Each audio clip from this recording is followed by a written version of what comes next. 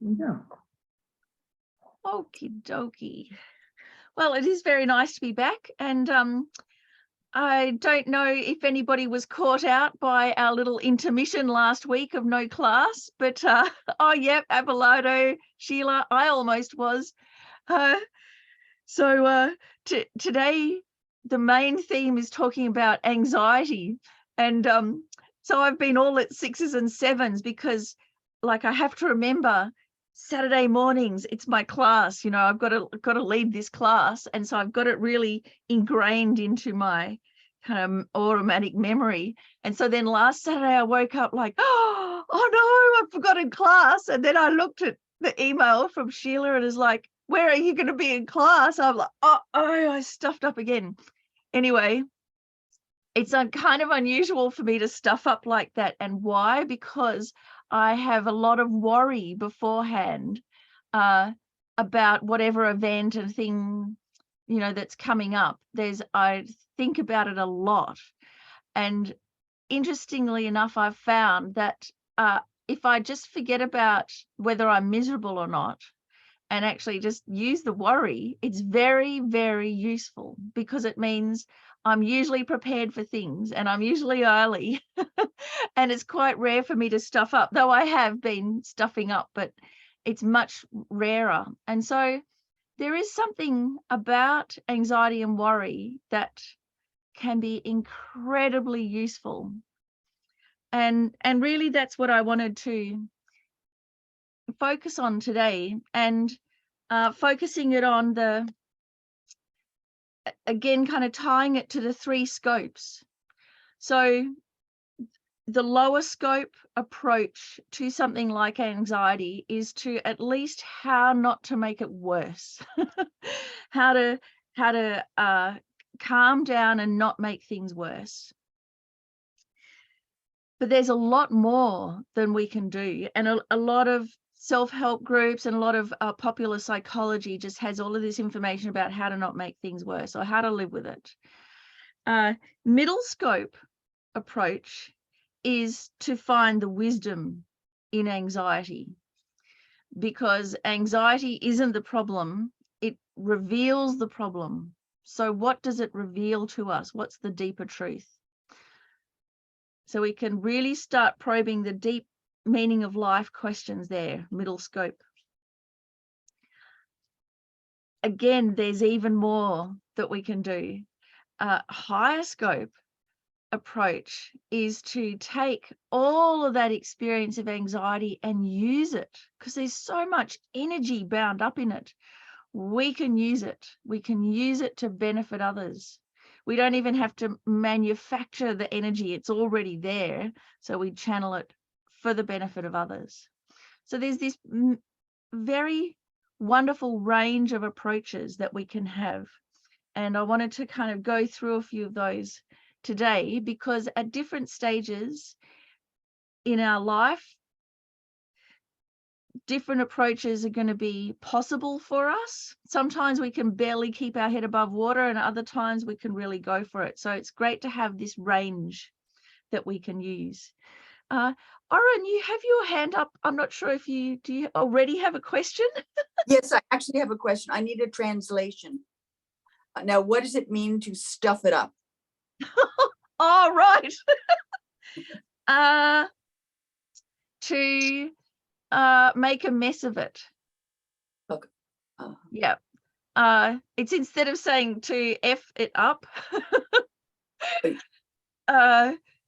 So I had no idea that was like an Australian colloquialism. I probably use a lot of those. Venerable Rabina says I use them all the time, and the Americans will have no idea what I'm talking about. So please ask me if you need any other translations. But yeah, to make a hash of it, to mess it up. Yeah. Make a hash. Okay, good. Okay. Okay, thank you very much. Thanks, Oren. So let's start with with just a short meditation to focus our mind, and we'll do a breathing meditation. Again, I think we'll do a version of the 9-round breathing meditation. And what I'd like to start with, we don't have to read the prayer yet, but just to first settle our body and then settle our mind. So settling our posture so that our back is relatively straight, and we're putting a bit of effort into keeping our spine straight and our posture alert, because that effort will actually help us concentrate, but not too much effort. So initially straightening up the spine, but then relaxing, in particular, relaxing your shoulders and letting your shoulders drop. And you can feel like all of the vertebrae of your spine are like a pile of coins, one on top of the other, each one effortlessly supporting the one above it. So feel that stability of your spine and how it becomes like a stable column within your body. Strong and centered, so you might need to just adjust. You're not sitting too far forward. And once the spine has found its natural alignment, then let your shoulders drop, let the body relax because it's being supported. Let any tension flow down from the skull and the jaw, down the neck, along the tips of the shoulders and off the tips of your shoulders.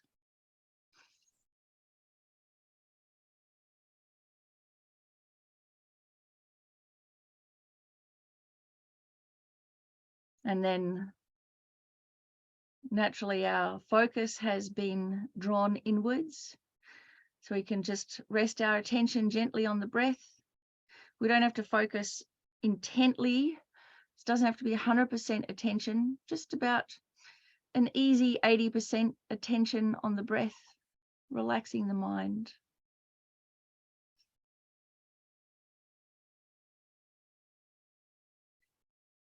And then bring to mind those people that you are close to, that care about you. And remember their kindness and their warmth towards you.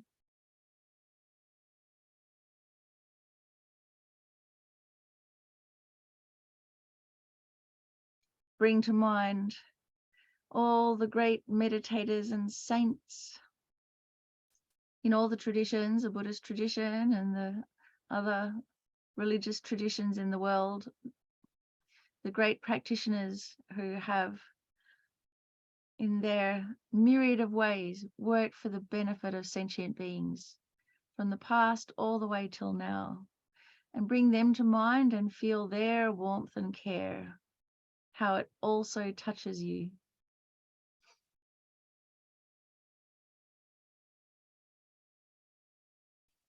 You can feel the warmth and care of Chenrezig and Tara, of St. Hildegard and St. Francis of Assisi,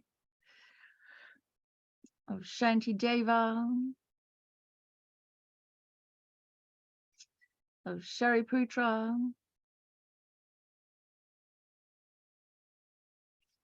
and then even more extensive, feel this great multitude of Buddhas surrounding you who have your best interests at heart, who care for sentient beings, who accept you just as you are and who see no faults, just see budding Buddhas. And feel all of this love and goodwill and wisdom surrounding you as a great aura of light.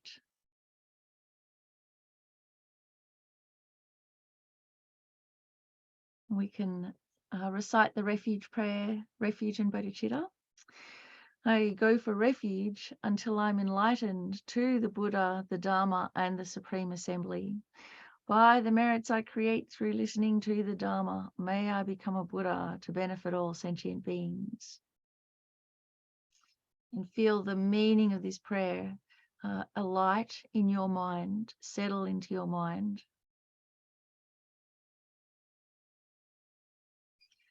And then while you are still surrounded by this great multitude of loving kindness of enlightened beings, with the 9-round breathing, take a long leisurely breath in through your right nostril and breathe in all that love and kindness and wisdom. And feel it flow into you in the form of radiant, blissful, golden light that fills your whole body. And as you breathe out, this light pushes out all the darkness and negativity within your mind in the form of black smoke. So 3 long, leisurely breaths like this.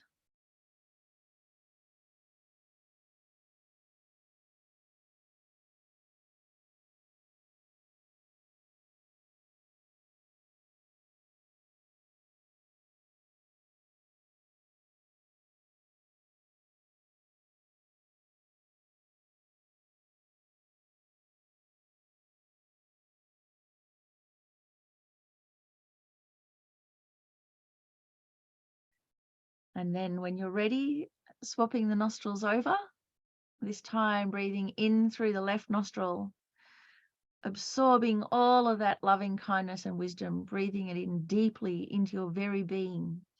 Feel the light flow through your whole body and all the cells in your body become radiant and energized. And the light is so blissful and so powerful that it pushes out that negative energy, the toxic emotions, the worry, the confusion in the form of smoke, because it is like pollution, and you release it. You breathe it out through the right nostril. It just disappears into space. So with the nostrils swapped over 3 times, long, leisurely breaths.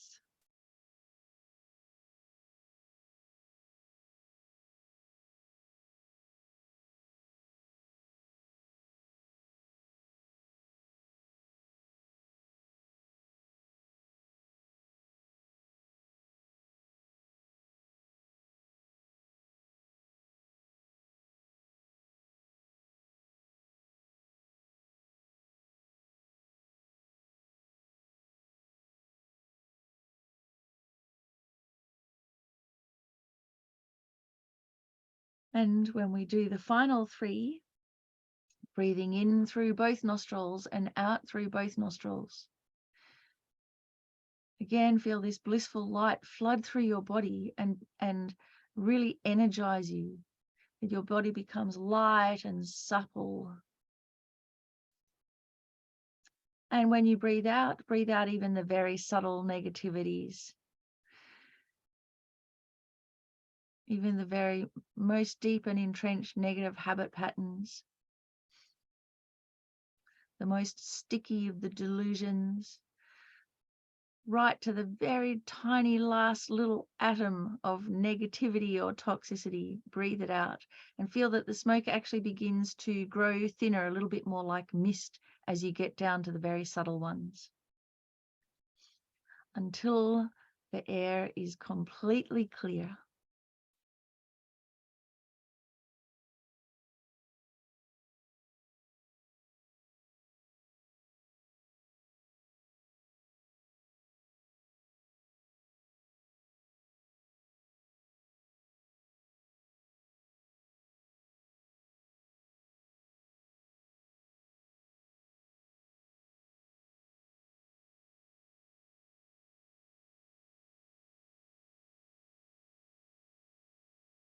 And after these final 3 breaths, and just enjoy for a few moments, breathing in and out that radiant clarity.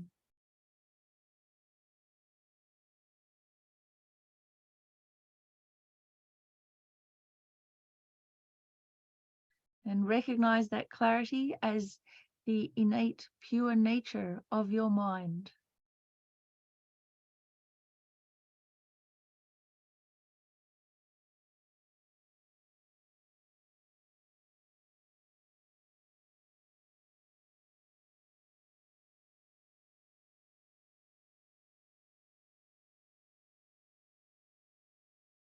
And from recognizing this as the core of our being, as our nature, then we can venture into the topics of this class with this feeling of our innate purity as our basis, so that whatever we study, whatever we engage in, can clarify our mind, release all of those toxins, and reveal this innate clarity, and so that we can help all others do the same.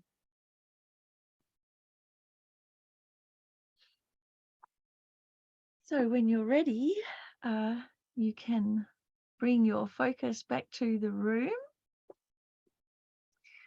and yeah, we can embark on our topic of, in particular, dealing with anxiety and maybe the difference between anxiety and fear, and what we can do about it. So I'm interested to know, is there anyone here who suffers anxiety? Yes. Okay, this is good. We're already going to get somewhere. So tell me a little bit about what's the worst thing about it. Who would like to go first? So Oren, go for it. Oh, I don't want to say anything. I just had to put up my hand that I suffer from anxiety, but I don't want to say anything yet. Yep, that's okay. Go for it. Sorry. Just hang in there, Oren. Abelardo, how about you? Okay, thank you. Hello, everyone. Actually, I've been, for each session reading the, how do you call that sheet, the homework, like, reflections that we did in February. And so I've been able to compare where I was at before and where I'm at now. I was full of all kinds of anxieties then. Many were, day-to-day things like health, and if I was going to be able to sleep that night. And I was depending on an anxiety medication, lorazepam. I don't know what you call that in English. Anyway, and that had bad effects on my memory and other cognitive abilities. And I started studying the Bardo teachings and practicing, and I realized at a deeper level there was a fear of old age and death, that a very existential level of anxiety. And yes. So I realized that my difficulty, particularly in facing the evenings and going to sleep, is because it's going into a Bardo. And then I realized that because of this substance I was taking, I wasn't remembering any of my dreams, and I was missing out on the Bardo of dreams and understanding what my deeper consciousness was trying to say to me at nights. Then I was able to give up this substance completely with the help of a professional, and I started dreaming, and I was having all kinds of lucid dreams, and I really was able to get into the this paradigm, that the understanding what death is really about, and what the what bardos are, the bardos of meditation. I've been going, developing a lot in my meditation, and I like the meditation you did now, getting in contact with the pure awareness.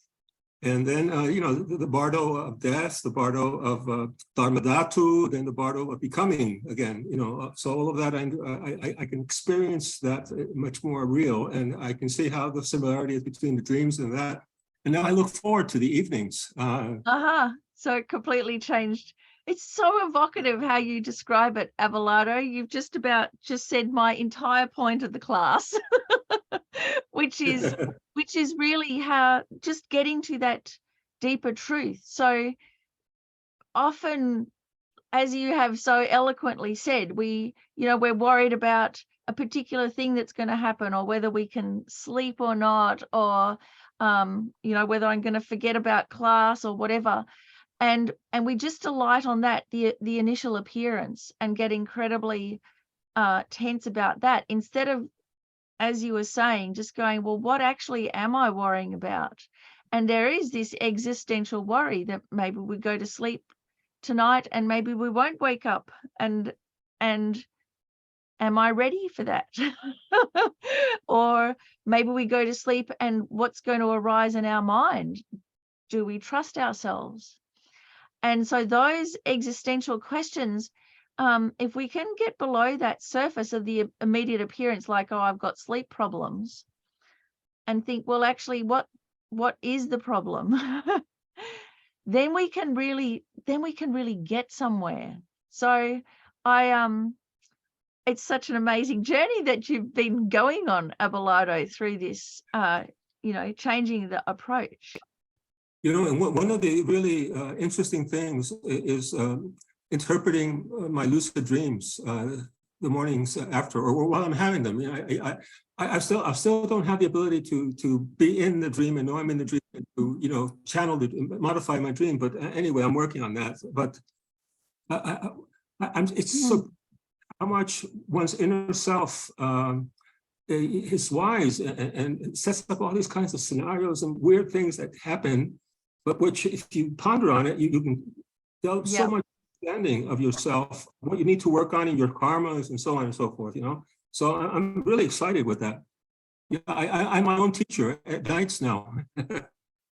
Yeah, so there's some fantastic Buddhist books on working in our sleep, working in our dreams, waking, sleeping, dying, waking, dying, sleeping. One of those ones, that's very good. And there's a crossover between Jungian psychology and interpreting and working with dreams whilst we're in the dreams, and Buddhist practice. And that in-between state can be quite profound. And from a Buddhist point of view, we get into that in-between state in meditation, but really has to be quite a deep meditation. From a psychological point of view, it's called a state of hypnagogia. And so this is, just as we're going off to sleep and you start dreaming, but you keep your mind stays very alert. There's a way that we can come at it from a waking point of view, which is often, if you close your eyes and you say, remember your childhood bedroom. And because we're usually so familiar with a room like that, suddenly when you're remembering it, you can be in it, and you can walk around and you can turn around, you can see where everything is. And it's like a virtual reality. And this is a hypnagogic state. So it's a little more subtle than our more coarser awareness that's always drawn outwards. It's drawn inwards to mental objects. And so that's like that dream state of being in a hypnagogic state where it's an inner reality. It is more subtle. It's like dreaming, but you are alert. And then you can change things on that subtle level. And really that's what all the deity meditations, it's on that level that we should be engaging in them. And what's also then very interesting is how one can apply this this learning to daily life and the way one perceives supposedly the solid day-to-day reality, and realize it's all a dream also. And it's all it is. It's all a dream. That's right. It's all a metaphor where it's just that we're completely believing it because our senses are so dominant. Miffi, could you please send us some references through Sheila on these dreaming books that you were talking about? Yeah, so there's Sleeping, Dreaming, Dying, I think is the most by His Holy Dalai Lama, right? Yeah. I've got that book, right. And there is another one, I can't remember. I can ask Eddie though. Okay, great. Yep. So already Abelardo's been working with anxiety and creativity, and already, like, we can see how those are tied up. And actually one of my friends, a performer, we're asking him, does he ever get frightened before going on stage? He's an incredible violinist. And because he never seemed scared, he never seemed to have stage fright. And we were asking him, like, well, you've been playing in front of these thousands of people, like, how do you do it? And he said, if I feel the butterflies coming up, I don't think of it as being nervous. I think of it as anticipation, as excitement, not anxiety, but anticipation. And it changes everything. And what's changed is the attitude, because neurologically, physiologically, it's exactly the same process. Whether we're excited about something or whether we're riven with anxiety and nerves, physiologically, it's exactly the same thing that's happening to us. So what's the difference? It's our approach to it. And what changes in our approach, what's the beginning of the change, is it's kind of reframing it with our words in our mind, but it's also finding where's the benefit. So now somebody else who put their hand up for experiencing anxiety, what's the worst thing about it? Who else? No one wants to say? Come on, there's got to be, Well, it feels bad. It feels bad? Yep, Yeah. good point. Makes me very tense, puts a knot in my stomach. I get a lot of anxiety about hosting.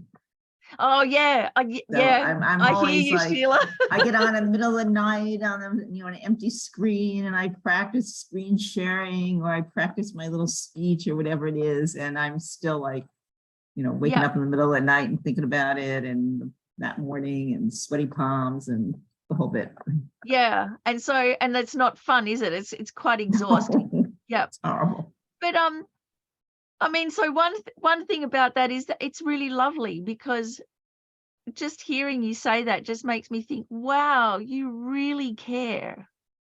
Like, that's just like, wow, Thank you. There's someone there working behind the scenes that really cares.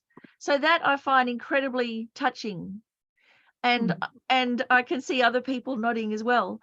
But Sheila, the other thing is, so think back to, back in childhood when we had our first, our first crush on someone, or our first love affair, the first blush of love.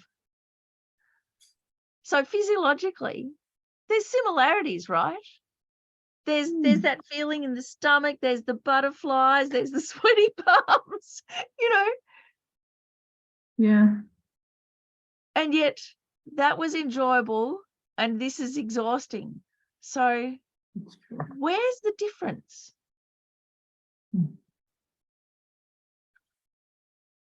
What's the difference? So this is the question to pose ourselves. And I mean, believe you me, I try and figure it out too, because I try and figure out, well, what is this horrible feeling? Is it horrible? Like, what's the feeling actually? What's the physical feeling? What's the emotional feeling? Am I exhausted? Am I exhilarated? It's quite a tricky thing. Anyway, just some questions to pose. Barbara. Yes, I think the feeling that's attached to anxiety for me is fear, and that one of the fears is kind of being in a double bind where no matter what I do, there's going to be a consequence, and not being able to, like, there is no clear path, like, to solve the problem. Like if I do this, then everything's wonderful. And if I do this, everything's terrible. No, there's consequences to any of the choices I have. And then it was interesting because when I came across the concept of the worldly concerns about fear of criticism and fear of a negative negative reputation, a bad reputation, that seemed to underpin a lot of my fear, because if I picked one solution, it seemed like there was always someone who would go, well, you shouldn't have did that. You should have did this. And I would feed into that. And then the Yeah. anxiety would grow, thinking there's something defective about me because I clearly can't make a choice. And when I was able to begin stepping back from that a little bit and realizing that if they had the solution, then where were they when I was making the Actually, decision? that's a good point.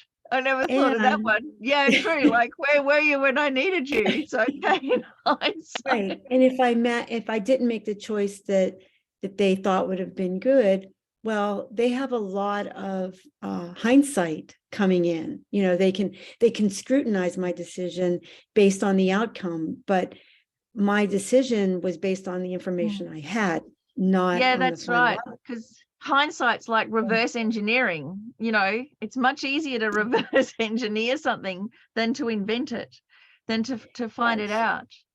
Yes. But again, I think, Barbara, it's great because you've really brought out, there's a couple of like underlying assumptions that we have, like, for instance, the idea that we can make a right decision, or that there is a perfect outcome. Because like in samsara, there's never a perfect outcome. And yet we expect one. So we can still keep our expectations for perfection, but they're not going to happen in samsara. So it's just like how people say you can't please everyone all of the time. So you go, oh, yeah, sure. So what that means is there is going to be someone that's going to go, that was wrong. And so when they come up, you go, aha, you're the someone. And if there is going to be that, because it's samsara, we're not perfect. So it's kind of where the angst comes from, is this expectation that we will make the perfect decision and it will turn out perfectly. But it can't. Doesn't mean we stop yearning to do so, but it's going to take a while. It's going to take our, you know, our wisdom and our development all the way to Buddhahood for that to happen. So I don't know if it helps you, but it helps me relax to know we can strive for perfection, but don't expect it immediately. And in fact, when you notice the imperfections, we can kind of go, well, you know, of course, there it is, rather than get upset as if we've made a mistake. Yes. And I've also noticed that if I make if my decision or something about my anxiety leads to another problem, well, that's the next problem for me to solve. And I have to have some sort of confidence in myself that I can handle these problems as they come along. Like, I can't predict all of that. And just having, through some of these courses, having some concepts to attach to these feelings, like saying, oh, well, that's why I'm anxious. I'm worried about criticism. It's fear of criticism. That's my worldly concern that's going on right now. So just having some sort of like framework to understand things really helps my anxiety. So it's like it just puts it back in its box, because otherwise the anxiety just grows exponentially, doesn't it? It has no end. But then you can, it's called notice and name. You name it, you go, oh, that's anxiety, as Venerable Robina so often talks about. That's anxiety about reputation. Oh, I know that one. Back in your box. Yeah, fantastic. Oh, okay. So Mary La Rosa. Hi, my phone's a little wonky, so my Wi-Fi actually. My anxiety, and you just said the words I was going to use about expanding expeditiously. My anxiety, I have to address it because it can become addictive almost. Even when I don't want to come back to it, I will keep coming back to it. So I've pretty much decided, and your last class was very helpful with this. to address it. And if it's something, like if I have to take a spelling test, you have to practice your spelling words. If my anxiety is something that I can correct or comfort myself, do something, if there's anything specific I can do, I will address it and do it. Otherwise, I kind of treat it like negative karma. If I don't do something about it, it is just going to go way out of control. Yep. And what do I do? Sometimes, and I've been doing it because I've been dealing with a lot of extraneous but very anxious stuff in my life right now. I've been walking around doing mantras actually, and they're very useful because they kind of snap my mind. Not that I'm a holy person or a religious person or the best Buddhist in the world, but it's my safety valve. Yeah, And that's right. They because I refocus you. have to stop it. Yeah. And if it's a benefit, I'm stopping my anxiety. So it's a direct benefit. But if I've been saying, talking about the suffering of others, I am including myself, but I will include specific people. I will include, and it takes me out of myself. So it's like I have I treat myself with this child's brain like a child. I cannot think of two things at once, although I'm a Gemini, I do it all the time, 2 and 3 things at once. But my anxiety is the monomania. And, so I have lots of wonderful deities, and I do remember the first time I met Venerable Robina, she told me to call on those auspicious ones. So I'll go around saying that. Whatever it is, it's a distraction. Well, that's right, but it's a distraction that's bigger than just the distraction. So, instead of just distracting ourselves with shopping or video games or movies or whatever, the materialistic distractions, if we distract ourselves with the Buddhas and Bodhisattvas, it can only help us. So that's one of the number one go-to things is you can't be focusing on kindness and hatred at the same time. It's one or the other, and you can't be being anxious and also reciting mantras with the light of the deities flowing through you at the same time. It's one or the other. So a simple replacement like that is so effective, and it stops the momentum, because just like you said, the exponential growth of anxiety, what does that is the repetition, is that we go over it again and again. And of course, it gets bigger without stopping. And because it's a mental event, there's no physical barrier to it. It just keeps happening. So unless we actually put a stop to that, it will keep happening. So, and your previous class was so useful, because I remember when I'm anxious now that it's a messenger. And I did not always think that way about anxiety. So I do have to thank you in the previous class. In my initial response has changed, I think, for the better. Well, we're going to have an even more look at this now. So here we are with so the difference between anxiety and fear. And this illustration here is from a great author called Sean Tan, who's an Australian children's book author, and many of the books are just pictures. They're not even words, and he really nails it in my mind. So, we have these two different words, anxiety and fear. So what even are why is there even this distinction?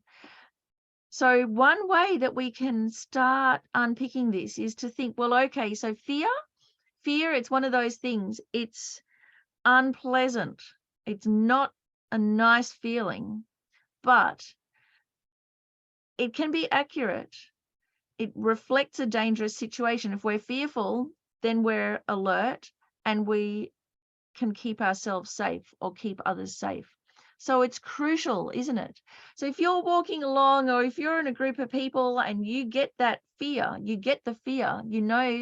there's someone here, who's not good, or there's something dodgy about this situation, this bridge is, shaking a little bit too much. you have to listen to that quiet voice, that fear. You must be able to hear it. But because we don't like the feeling, we block it out. That's why it's even a quiet voice, until it starts screaming at us in our mind, or until something untoward happens and we go, I knew it. I knew that was going to happen. So again, it's those worldly concerns. We just don't like a bad feeling. It's so basic.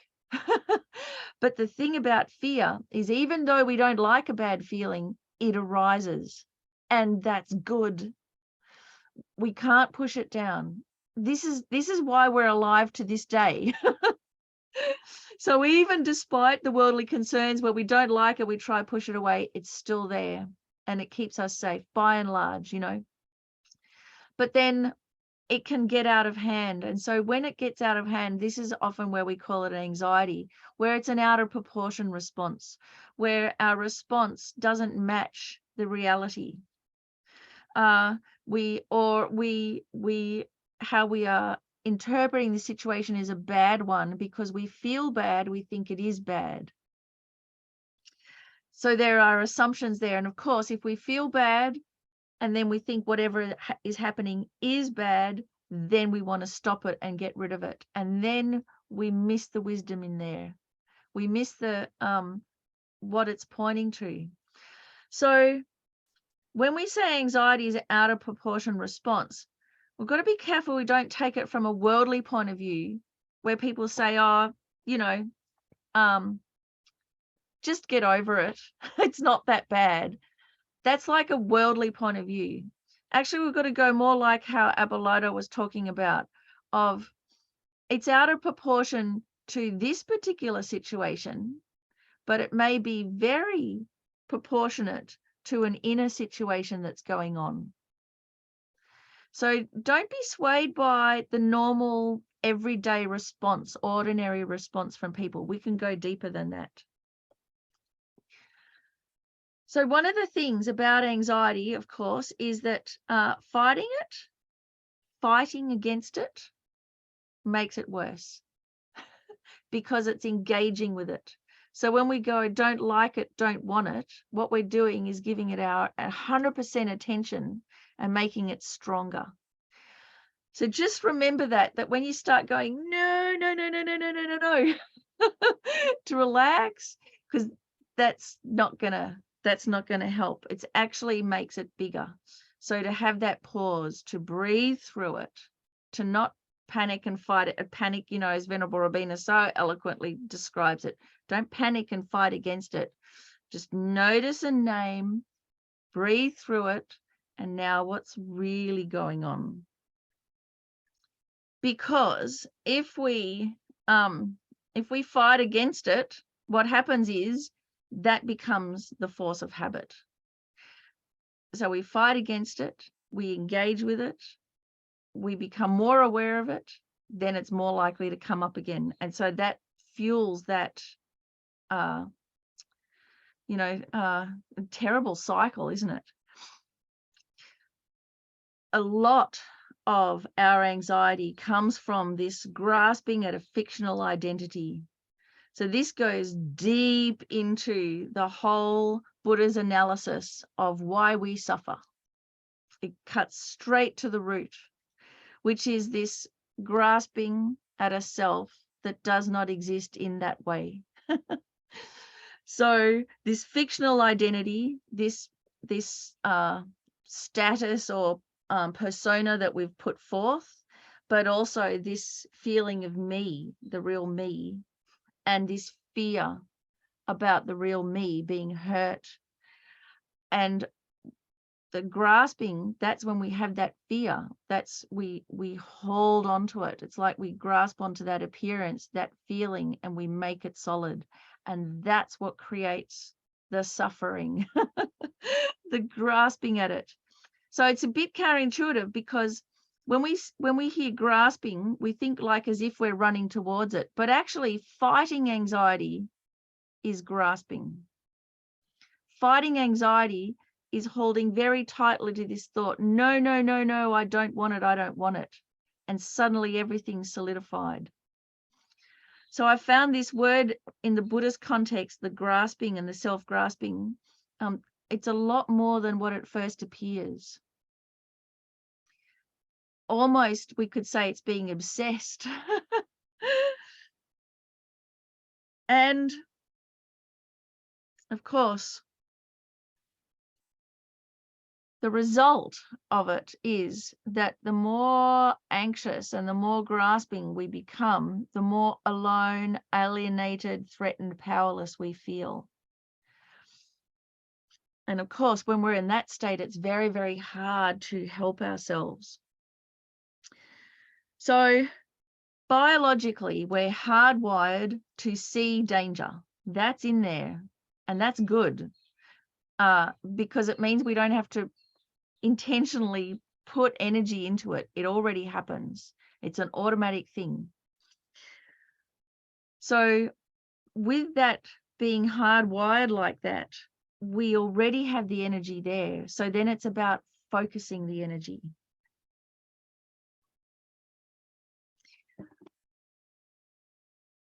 Now,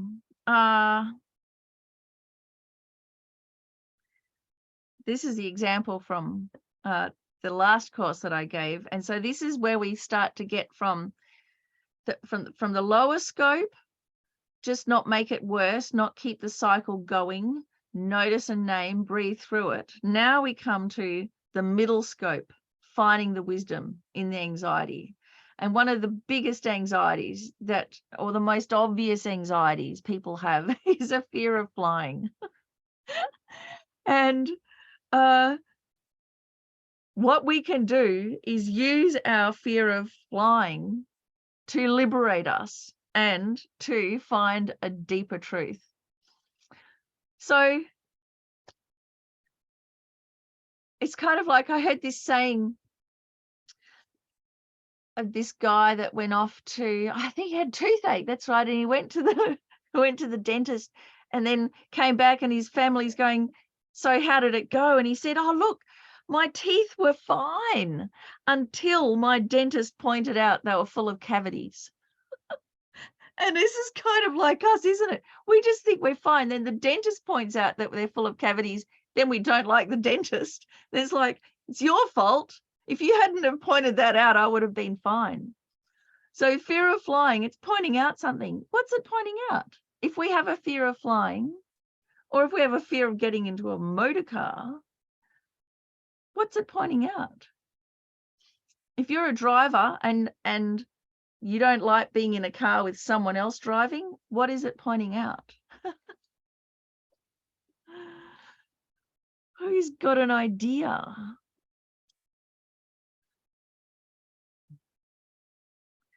Does anyone here have a fear of flying? We haven't really got a chance to fly much, but I know. Oh yeah, Barbara? Yeah, I think certain fears come from control issues and trust issues. You know, like I feel like if I could fly the plane, I will make sure we don't crash. But, you know, it's like kind of giving that trust over to another person and letting go of your control. I think a lot of those kinds of phobias and fears come from that. Control and trust. So yeah, there's two ways we can go with that. So we can go lower scope, where we can be quite analytical and figure out on the spectrum, who can we put our trust in? Okay, go with a reputable company, you know, that their pilots aren't all drunk or something, and the odds of a plane crashing are far less than the odds of a car crashing, all of those kinds of things.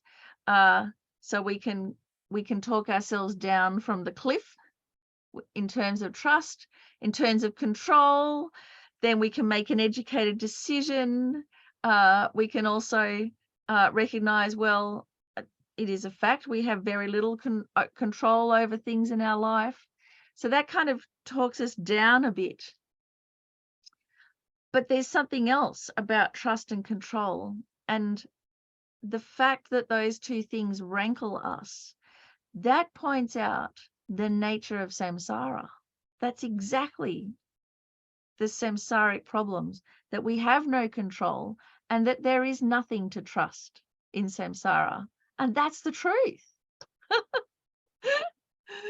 And the suffering comes from wanting to trust things that are untrustworthy and wanting to control things that we cannot control. And of course, we're just doomed that way. We can't control aging. We can't control sickness. We can't control other human beings. We can't control their minds. We can't control physical things that are in the nature of deterioration. We can slow it down. That's as best as we can get. And that's the nature of it. So there you go. You have issues, as you said, issues of trust and control. Good. You should. We all should. Because that's our first understanding of the nature of samsara and how wrong we've got it. And this is where Buddhist psychology is so radical, because, you know, just about every other modern day Western psychology goes, deal with those issues as if they're wrong, but they're right. That's your wisdom. They're right. But we just have to train our wisdom to bring that truth in its fullness to our awareness. Abelardo, you've got a point? Yes, I do. Well, I haven't flown in quite a few years, about 4 years now. I used to fly a lot. I even flew all the way to Brisbane once. And, anyway, that was quite a voyage for me. But I'm experiencing, I mean, I can relate to everything that you've said now about control, but there's another dimension that for me is very significant, which is being way up in the air. In the plane, it's not so serious because I usually am able to trust. But I now do have an increased fear of heights and vertigo. And I was watching on the TV the other day, a young man who was doing this climbing, you know, just bare hands climbing without any ropes. And I could feel like electric currents going through all my body, all the way to my feet. That's a new phenomenon. Yeah. What that is. But that's, Abelardo, that's because you've been focusing on the waking dreaming. And so then it's just natural that it segues into this fear of heights or flying, because it's to do with that much freer mind, tethered from a physical body. So it's just your anxiety is just segued to the next kind of realm that you've been focusing on. And another fear I have is of my own self. If I imagine myself in a place, I'm tempted to jump, you know, into the vacuum. And I'm scared of myself. I don't know what that's about, you know. But. Yes. So then now you've got to look at which self are you talking about? Which what? Which self are you talking about? When you say you're scared of yourself, of jumping into the vacuum. I think a part of me is samsara. I'm getting old. You know, I don't want to get too old. I think, you know, maybe I just want to go away in my flying colors. So usually that self that you don't trust, and that, I mean, I've had this. I've stood at the train station and I've thought, what if I just run to the tracks and jump over? And then I've had to go, don't do it, Miffi. And there is that quite terrifying feeling of not knowing your own measure, not knowing yourself, and not being able to predict what you're going to do. So that really just shows that we don't have the measure of our own delusions and afflictive states of mind, and we think we are those afflictive states of mind. So it shows us that what we're identifying with is the instability, and we think that's us.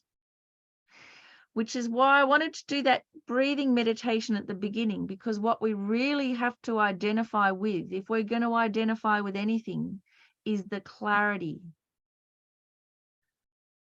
And that's different. But we're so used to identifying that we are our disturbing emotions. We are our anxiety. We are our untrustworthiness. So when I asked, like, what self is that? That's what we got to start looking at. When you have that feeling, who do you think you are in that moment? What are you identifying with? And in a way, that's when we get the target. That's when we look at what's called the object of negation, and it reveals itself to us. And it's very strong. And then we can go, aha, not me. Yeah, I think that I'm identifying with my embodied self, with the aggregates of my body of this. Yeah, that's right. That's right. The body is me.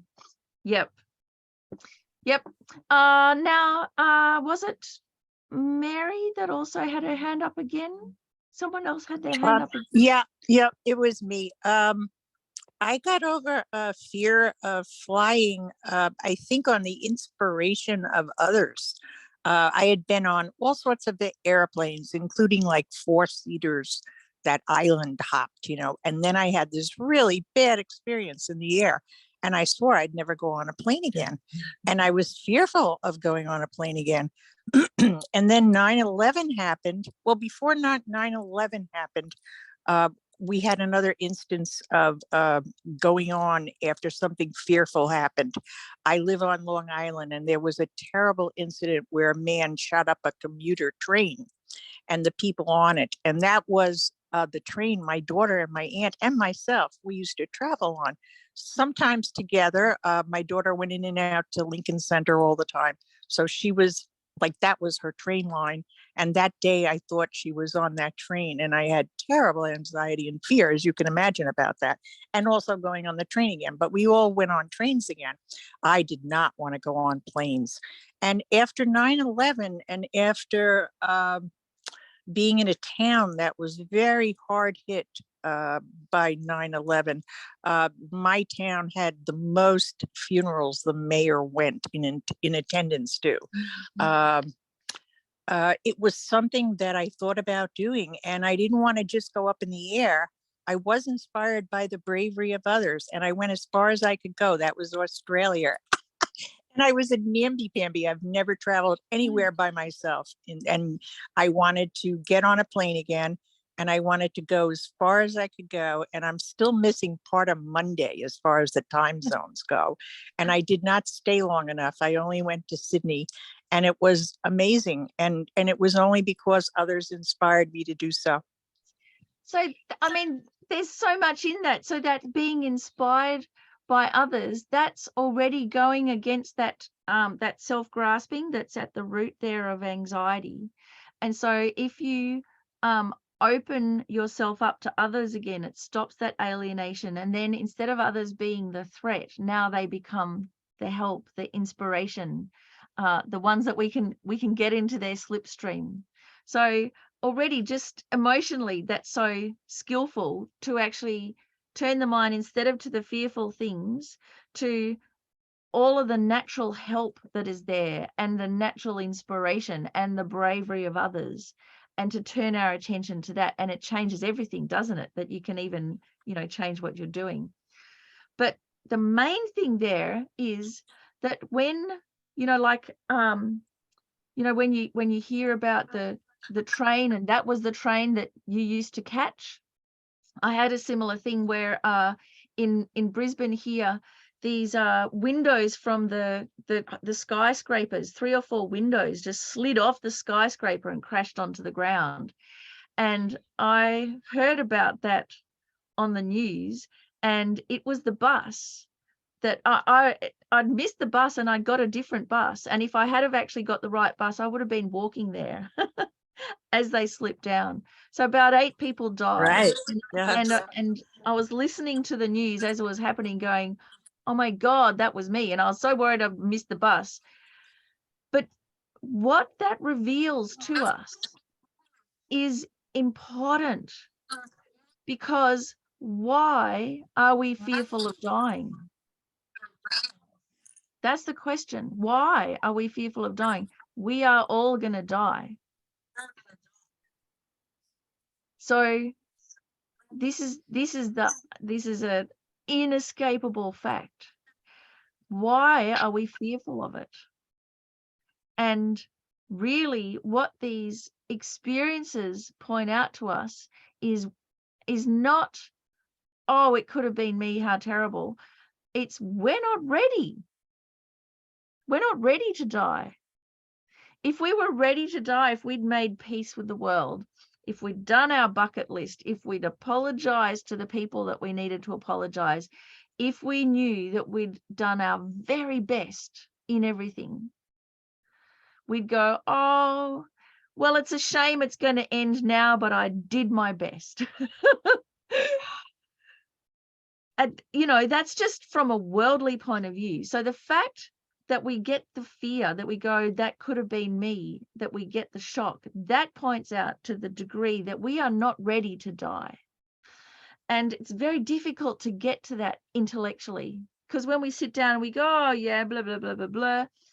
But something like that happens and boom, we get the adrenaline rush and the fear. That shows us emotionally, psychologically, spiritually, we're not ready. And it's better to know. It's better to know now than when it's happening. So in this way, anxiety is our friend. Because when you think about it, actually, from a Buddhist point of view, our death is our plan B for getting enlightened. You know, our whole point of living now is to practice the 6 perfections, is to meditate on emptiness, is to help others and to become a Buddha in this lifetime for the benefit of every single living being without exception. And then a lot of us go, yeah, right. I don't think that's going to happen.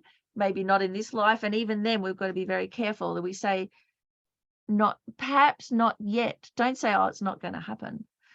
But on the probability scale, it's going to be pretty, you know, I haven't slotted in a 3-year retreat yet. And, you know, I'm getting older and I don't know if that's going to happen, but definitely plan B, when we are going through the death process, that's when we can become enlightened. That's at least where we can release all of our worldly concerns. We stop being dominated by our senses. We become, you know, we come face to face with the innate clarity of our innate mind. And that's the time that we can actually meditate without distraction, without dullness, generate wisdom, if not become enlightened, arrive in some amazing pure land to continue the journey. And that's absolutely doable for ordinary people like us. So why are we frightened? We haven't prepared. We're not ready. Isn't it better to know now? So I know, Abelardo, you've got your hand up, but I wanted to get to the next bit. So just hold that thought. So this finding wisdom and anxiety, number 1, don't try to get rid of the anxiety. That's lower scope, and that's when it's debilitating. Then do breathe through it.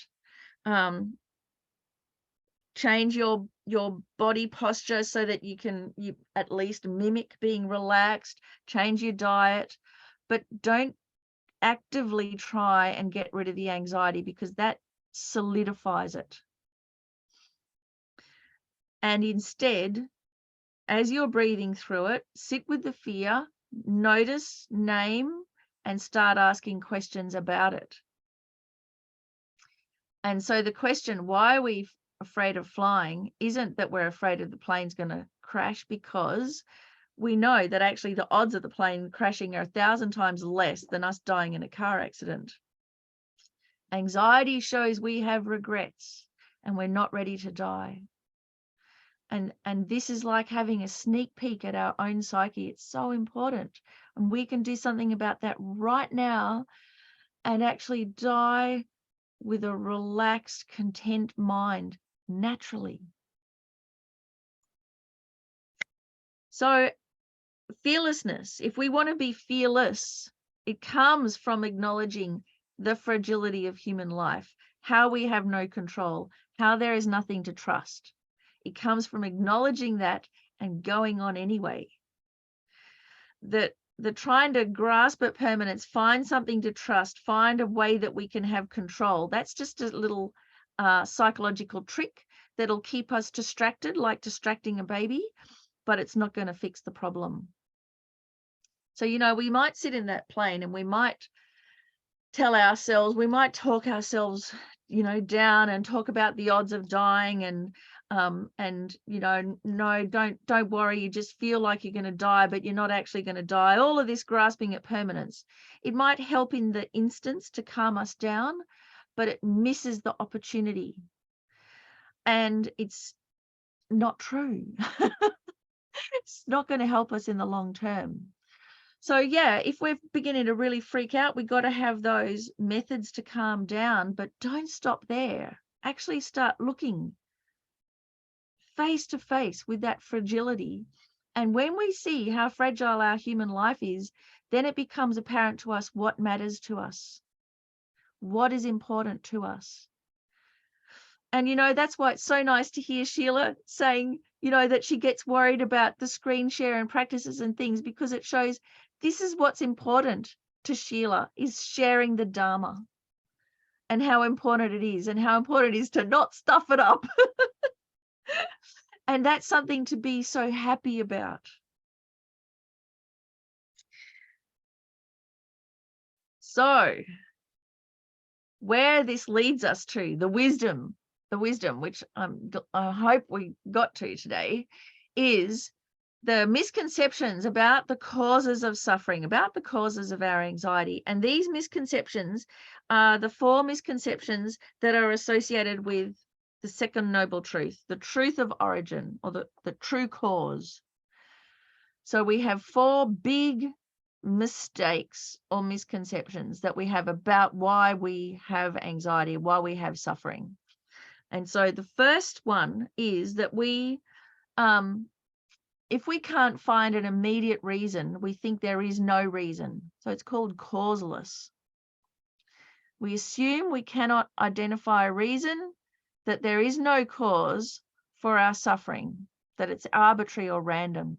And a lot of times with, you know, kind of chronic anxiety, where we're just in a state of worry on no particular thing or on anything that our mind alights on, then we just think there's no cause. And that adds to our suffering, because when we can't figure out why we're feeling like this, not only do we feel bad, but now we don't even understand why.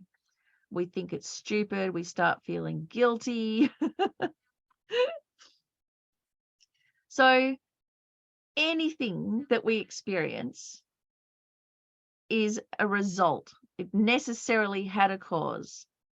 Just because we can't identify the cause doesn't mean there is no cause. There is a cause there, and we will find it eventually. If we remember that, it does help to assuage that feeling of powerlessness. And that feeling of powerlessness is so debilitating. And of course, what happens when we feel powerless, we try and control the things out there, which are uncontrollable. Whereas when we feel powerless, there is something we can control, and it's our own mind. We can control our own mind. So we can console ourselves by going, yeah, I don't know why I feel like this. I haven't put my finger on it yet. It's all pervasive anxiety and worry, but there is a cause to it. It might be immediate. It might be a deep karmic thing. It'll become apparent soon. I can relax. That's number 1.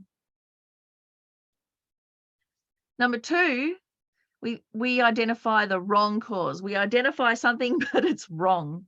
So one of the first things that we do is we think our problems or suffering are created by another person, from them out there, or by society, or by circumstances, as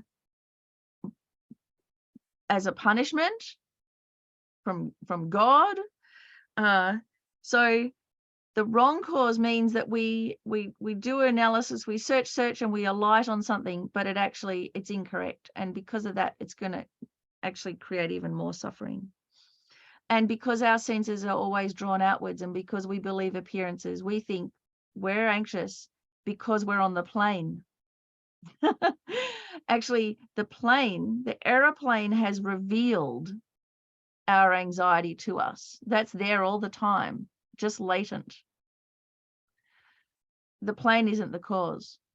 The plane, just like you said, it's the messenger. It's pointing out something. So we're going along, everything's fine, pretty much because we're in a state of indifference, ignorance, and then something points it out to us, an event, and it's so immediate, and we think it's the event that's the cause. It's not. So again, we'll miss it.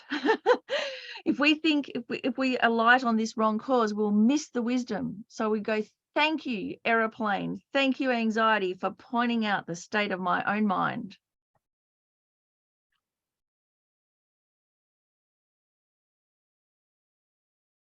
We can go another way, and we can just alight on one thing. Oh, there's one cause. We think our problems only come from one particular thing.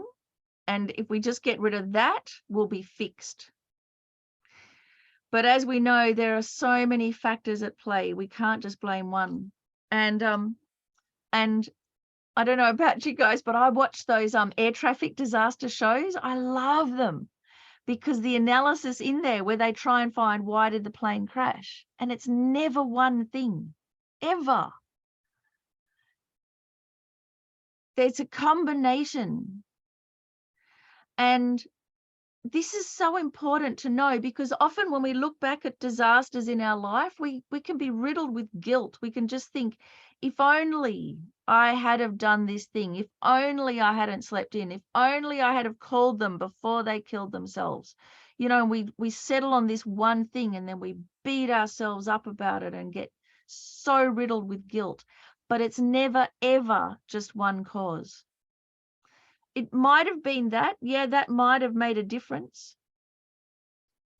I had an experience like that where a friend of mine, way back in my 20s, hung himself, and I'm sure if I had have actually, taken that call, he wouldn't have hung himself that night. That's true. But as to me being the cause of that, no way. There's a whole multitude of things. So we really got to watch that it's never just one thing. Or, if it is the one thing, then we've got to go right back to it's the self-grasping. But as for an external circumstance, it's always a combination. And we must put that into perspective. So the air traffic disaster shows are so fantastic because over and over and over again, you get the lesson. Oh, it was this and this and this, the perfect storm, the little tiny thing and this. And any one of those things could have changed and the disaster wouldn't have happened. So it gives some flexibility. And so then you look at your own life like that, and you can be less harsh on yourself and less harsh on others. Because, of course, the other thing is we often either blame incidents that happen in our childhood or our parents, and we alight on that one thing. And because it's in the past, we're doomed now because we can't change it. But if we actually go, well, yeah, that was a significant part of it, but there are a whole lot of other things, including my own attitude and my own way I responded, and hey, that's something I can change now. So it kind of opens it up again. Even we might alight on, it's one cause, it's genetics. Like this whole recently exploited fallacy of depression being caused by our neurological processes in our brain. And so now Western science has proved, well, that's actually not true. All of the stuff about serotonin and all of that, blah, blah, blah. Yeah, it has some effect, but not for everybody. It's not the main cause. Depression isn't caused by your brain being wired wrong. Not true. So actually, this is great because for a long time it was like biological determinism. Oh, my brain is wired wrong. I'm doomed. I can't do anything about it. All I can do is live with it or take drugs or kill myself. And that comes from this assumption that it's just the one cause. But even if it is genetically hardwired, even if it's hardwired into our brain, even then, from a Western science point of view, we can change it.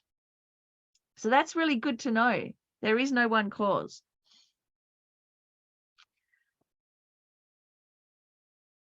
And the last one, permanent. We think that our suffering is permanent, that our anxiety will never end, that there is nothing we can do. And this is where impermanence is our friend because our anxiety will end. In its nature, it has to come to an end. It can't last forever. Our depression, it can't last forever. It's changing. And in fact, it's momentary, moment by moment. So in a way, we've got it back to front, don't we? We kind of try and distract ourselves bit by bit each day to not look at any of these things. But in the back of our mind, we just think this terrible state of affairs is permanent and there's nothing I can do about it. And actually, it's the exact opposite. The day-to-day affairs that we put so much effort into trying to control, we can't control and change them at all. You know, we can't control or change the weather, the politicians, the neighbors, what's happening in our body, aging, all of those things. But what we can change is our mind. What we can change is our experience. And even on a neurological level with anxiety, depression, with any reactive, instinctive response that we have, neurologically, it only lasts for about 90 seconds. But what happens is, within that 90 seconds, we re-trigger ourselves. So another 90 seconds plays out. And within that, we re-trigger ourselves until anxiety becomes this underlying condition for years. But actually, it's momentary. It's moment by moment. It's this very tight, solidified cycle. And so all of those meditations and ways to relax and mindfulness and everything is to put that space in that we can experience it without reacting, without panicking, as Venerable Robina says, to sit with the experience for 90 seconds. That's all you have to do. 90 seconds. Here comes the anxiety, and just let it go. Let it wash over you. Let it be there. Okay. And within 90 seconds, it will have subsided. And that's the practice to do. Peter, you have a question or a comment? Yeah, actually a comment. So I have been doing some neurological recovery on myself. I don't know if you remember in your last class, I told you about the reaction I had from the COVID vaccine. So I'm still recovering. Yes. But all I wanted to say was in a recent book that I read by Norman Hodges, The Brain's Way of Healing. So he says something that you just talked about. So I wanted to mention that stress, excessive stress, which is excessive worry, actually kills our ability to use the reasoning part of our brain or the frontal cortex. And when we lose the ability of the frontal cortex, as that goes on diminishing, what comes up is the limbic system, which is highly emotional. It's the primitive part of the brain. And the worst thing about getting stuck in the limbic system is that our mind starts to create looping thoughts. So Yeah. anxiety turning into depression is basically dampening of our analytical reasoning, going into excessive emotional, and our brain creating this loop over right, and yeah. over and over again, which is really hard to. Now, the way that he says in the book to come out of it is exactly the path that we got into it, is to stimulate the front part of the brain, which is doing movement. So he actually says the minute you feel like a pang of anxiety coming, like you are getting caught in too much thinking, or Do some emotion. prostrations. Right. Well, he says go out for a walk and Yeah. listen. He actually says in the book, listen to the songs of the leaves and listen to what the music the leaves are playing, and listen to the sound that the water is playing outside, the music that the birds are playing. And that actually stimulates the vagus nerve, and it actually eventually brings back function of our frontal Yeah. cortex. So yeah, So, I mentioned that. so Peter, all of these are like these incredible, the neuroscience brings us these incredible body hacks or life hacks that it's like a reverse engineering, it works on our emotions and our mental experience. And this is the extraordinary thing about being a human being, that we can harness these processes.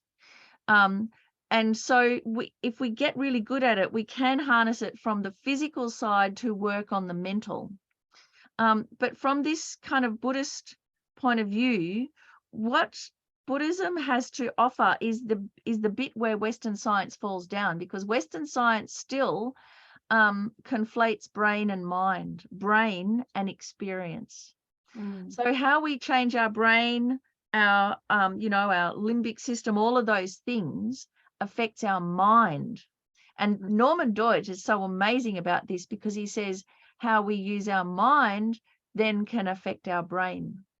Yeah. And that's really something that we can have control over. So one of the things, like you mentioned, to physical activity. So let's not just do an ordinary physical activity like going for a walk or whatever, but do something like prostrations that is also a shortcut to focusing your mind on Buddha nature. So you build it up so it's layered. So now we're doing a physical thing. So it breaks that momentum, because when we're anxious, we get so stuck we can't even move. So it breaks the momentum. We get the physical flush, the endorphins, all of those things, and it helps our mind to refocus on the Buddha, and how the Buddha was once like us, and how we can become like the Buddha. And now we're using that momentum to change. Because if we just rely on the physical things, it's just going to keep happening. It won't actually fix us. It won't solve anything. But the other point that you made about stress, so this is really fantastic, because here we go. Stress can be a good thing. And so there is a difference between good stress and bad stress. And you set it up, Peter, when you said about excessive stress. So actually, stress that is unremitting is the one that's harmful. But stress that comes and goes, that you're stressed and then you recover, you're stressed and then you recover, that actually is essential. And if we don't have it, we die. So why is this? So one of the things to recognize, of course, okay, so just like with anxiety, stress, it's not pleasant, but it is essential. Why? Because, and here's the example of the astronauts, humans actually need stress to grow and develop, and psychologically, but also just physically. So when we're walking on the earth, we're fighting against gravity. And it's the actual fighting against gravity that means we have bone density, that we have muscles, that we actually have strength. And what happens to these astronauts? They go off into space, and here they are, they float around. I mean, what could be better? Floating around, you know, no energy, and it's so nice. And, you know, we all just think it's brilliant, and they're there for 6 months or whatever it is out in space. What could be better? But then do you remember when they come back to Earth? And do you remember, like a couple of years ago, they brought the astronauts out, they were carrying them in their astronaut chairs, like kings and queens. They weren't carrying them in their chairs because they were important people. They were carrying them in their chairs because they couldn't move. Wow. Because 6 months in space, they couldn't even lift their arms up, let alone stand up or walk. Their Wow. muscles had atrophied. They couldn't get up. The brain forgot what those The movements body were. forgot. Right. The brain forgot. The body atrophied. And this is what happens to us. We need stress. We need difficult people. We need scary situations. And that way we grow, we develop our muscles, we develop our bone density, we develop our resilience, our tolerance, our patience. It's the only way to do it. And so even though we yearn for a world with no difficult people and no problems, it would kill us because we'd have no strength. So this is why difficult people and problems are our friends, not because they're nice. No, they're not. Not because they're safe and trustworthy. No, they're not. But because we need them, we benefit from them to grow strong. So because we benefit, that's why they're our friends. Doesn't mean we hug them, but it means we can feel how essential they are to our well-being. So it's intermittent stress. And the analogy, it's just like with weight training. If you lifted weights for 6 hours every day, all day, you would break.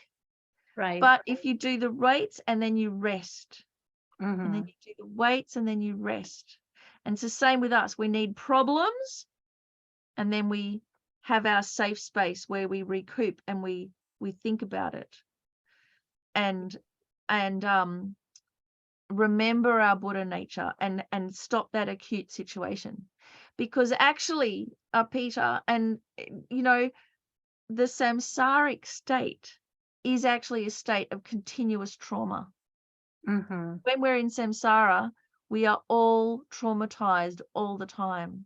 And really, it's only as a human being that we have this window of opportunity to rest, to have the recovery period, and to bring forth our wisdom. But what do? We get it wrong. We think, oh, I just want the recovery period like these astronauts, and then it'll be sweet. So that's amazing. How we can remember this is to beware of cognitive fusion. As Glenn Svensson says, hey kids, don't do cognitive fusion. So cognitive fusion is where we fuse the feeling is bad, therefore it is bad for us. And we fuse the two. So stress, anxiety, yes, the feeling is bad, but it is not bad for us. So we've got to learn how to really use it. Same with feelings, with depression, with you know, they are feelings. We experience them, but they're not facts. They're not true. The cognitive fusion puts them together. So again, resilience. Okay, so we want to be resilient. We want to be strong. We don't want to have atrophied muscles like astronauts. Resilience is the ability to voluntarily bear suffering by keeping the mind calm. And how do we voluntarily bear it? Because we know how it's going to benefit us. We go, great, I need this. You know what's really going to help me out of this in my recovery? So I'm in the tremor stage, which is also called the transformation stage. So when I walk, I get tremors that go from right to left, left to right kind of thing. But I've been told that I need to make calm and peace with those tremors in order to come out of it. If I resist it, if I struggle against it, it's going to prolong my recovery. So this is amazing. I can connect the chords there Mm. where it's that stress, you know, and if we resist stress, but this is actually good stress. Yes, so that's gonna even the transform me. fact that you have a tremor, okay, Yeah. that shows there's energy there. Yeah. So remember, the left side is wisdom and the right side is the compassion. Mm. So as you're doing it, then think, yeah, I'm building my wisdom, I'm building my compassion. And so then the effort and the difficulty is evidence that you're making progress. Yeah. It's like with weight training. If it's heavy, it means you're progressing. If you're just picking up the light thing, oh, cool, this is easy, we're not going to grow, you know, like that's, Right. you know, Right. Because, so, you know, my head was frozen at a point, and like it was kind of like not moving. My emotions were paralyzed, like everything, my thinking, yeah, a lot of my inner functions got paralyzed. So they're saying the tremors means that we're making the body react, which yeah. is a good thing. So So it's like so each time you have a tremor, you think, good, that's my wisdom awakening. And each time you have one on the right, think, good, that's my compassion awakening. wow, I love that. Thank you so much. This is Okie really dokie. gonna help me. And Abelardo, dear, you've still got your hand up. How you going? Well, that was a good lesson on patience.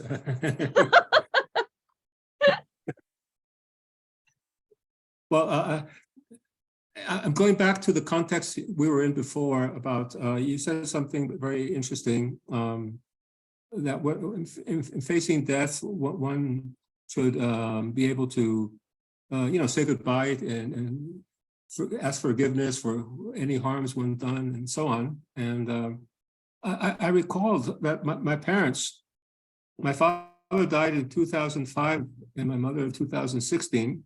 And neither of them ever said anything like that. And so I know, I remember I was always very, observant of them. How are they facing old age and death? Because that's like my schooling, And so then what I've realized now is that when someone is facing these kind of processes, the main process for them is renunciation. And being able to say goodbye to people. So I realized that they were being egocentric and I was being egocentric in my expectations.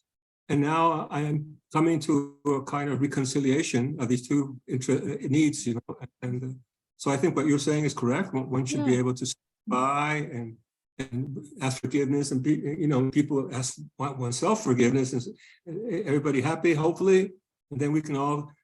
I can go leave in peace, and they'll be in peace, and they won't start, crying and all that kind of stuff that'll just disturb my process. I don't want that. Yeah, I mean, and Abelardo, people. I mean, even if we have a good death, there's there's a whole spectrum. We can die with renunciation, so we can be ready to let go, and ready to release this life and go on. We can die. From a Buddhist point of view, of ready to release the whole samsaric trip, to not grasp after just the temporary happinesses, but to really go for the inner state of mind. We can die with the thought of helping others, inspiring others. We can die with, leaving everything to people, this to this person, this to that person, with this spirit of generosity. There's the whole spectrum, all three scopes are in there of how to die. My mother, when she died, she had great joy in deciding giving all of her stuff away. But she was also really curious about what's going to happen.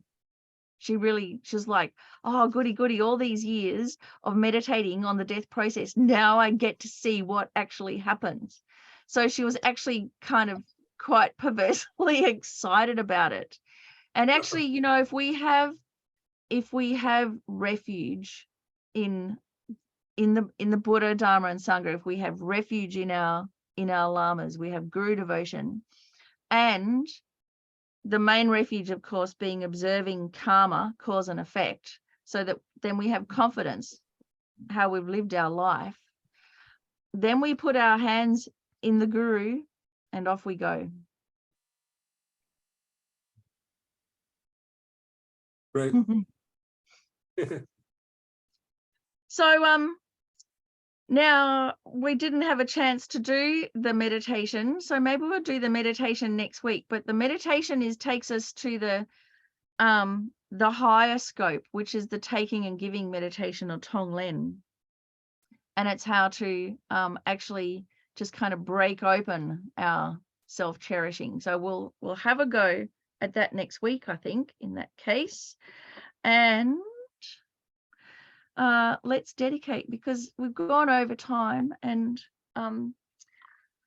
it's been fascinating, and it's just the very best way to have spent our day to day, really having that courage to look within, and the curiosity to look within, and thinking to how it's going to benefit us and it's going to benefit others. And all of this is possible. Why do we have the courage? Because it is framed with our wisdom, understanding that our Buddha nature is as good as the Buddha's. If we're going to ask, who am I really? It is by nature the same as the Buddha. It's that good. So that's the context. That's the context that we can do all of this investigation and face our fears and use them to bring forth our wisdom, to show us what's important to us and what we haven't done yet that we should really be doing, because it's in the context of Buddha nature. So let's dedicate all of that, dedicate our courage and our curiosity to actually bringing forth that innate clarity, that blissful wisdom, for the benefit of all beings. So, due to the merits of these virtuous actions, may I quickly attain the state of a Guru Buddha and lead all living beings without exception into that enlightened state. May the supreme jewel bodhicitta, not yet born, arise and grow. May that born have no decline, but increase forevermore. As long as space endures, as long as sentient beings abide, may I too remain to dispel the sorrows of the world. And so that's how we get the courage to do so, everybody. So thank you so much for coming along, and have a great rest of the week, and see you, next week. We're going to kind of look at anger, resentment, how to get back to our equilibrium, but I'll see if we can start with this Tonglen meditation, of really using all of that uptightness and fear that we have to help us and help others. So take care, and thank you so much, and thank you, Sheila, too. Thank you, Miffi. Thank you. It was really wonderful. Thank you. Thank you, everybody. Thank you so much, Okay, Miffi. everybody be Thank you, less anxious this Miffi. week. Thank you. Bye. See you all Thank next you. week. Hi.